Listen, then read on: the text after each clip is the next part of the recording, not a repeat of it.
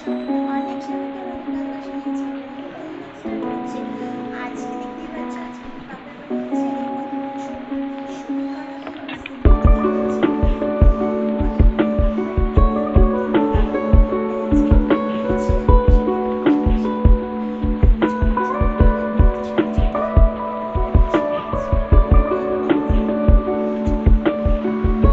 দেখো এখানে সকাল সকাল মাসি উঠে পড়েছে ছাদে, আর সারাদিন তো বৃষ্টি পড়ছে। এই বৃষ্টির জন্যই দেখো চারিদিক ছাদে জল আর জল হয়ে রয়েছে।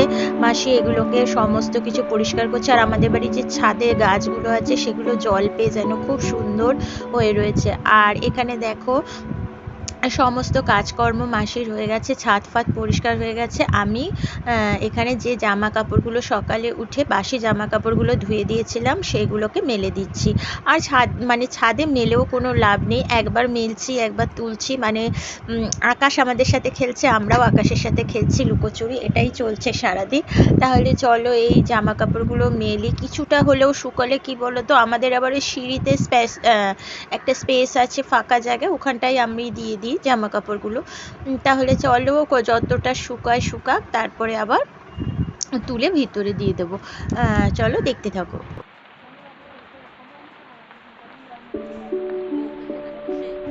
আর এখানে দেখো জল খাবার রেডি, মাসি এনে দিয়েছে কচুরি তরকারি আর জিলিপি। আমাদের বাপের বাড়িতে অনেকটা দেখো কিনেই আমার খাওয়া চান হয়, হয়ে গেছে, বুঝতে পেরেছো? চান এবার করে চলো উঠলাম এবার সকালবেলা, স্নান টান তোমাদের করে আমি দেখালাম। বসে এটা একটা পড়েছি আমার পুজোর পুজোর জায়গায়। জিনিস, এটা অ্যাকচুয়ালি হচ্ছে আমার ভাইয়ের ঘর। এই যে এটা আমার ভাইয়ের ঘর।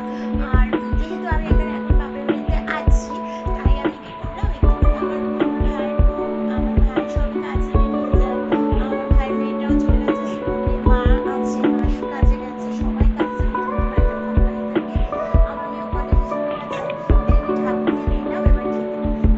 মানে রান্নাটা মানে প্রবলেমটা অনেক কিছু হয় না, ধরো আজকে মাসি করেছে, মাসি কাজে যায় তো মানে তখন আর রান্না হয়ে ওঠে না। আবার বিকেলবেলা এসে তখন রান্না বান্না সারে, তখন এবার এই পুজো দেওয়া হয়ে গেছে। এবার আমি আর মা মিলে খেয়ে নেবো। আর আরো আছি দুদিন, তারপরে বাড়ি চলে যাবো। শরীরটা এখন মোটামুটি ঠিক আছে। তাহলে চলো সঙ্গে থাকো, দেখতে থাকো সারাদিন কি কি করছি। চলো খেয়ে নিই।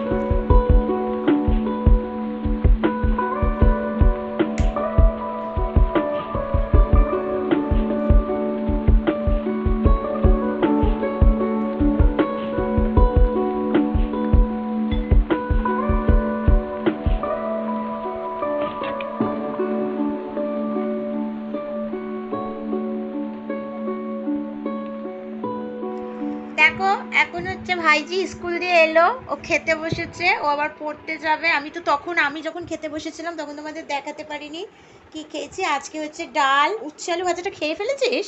উচ্ছে আলু ভাজা, ডাল, আলু পোস্ত, মাছের ঝাল, আজকে এটাই মেনু।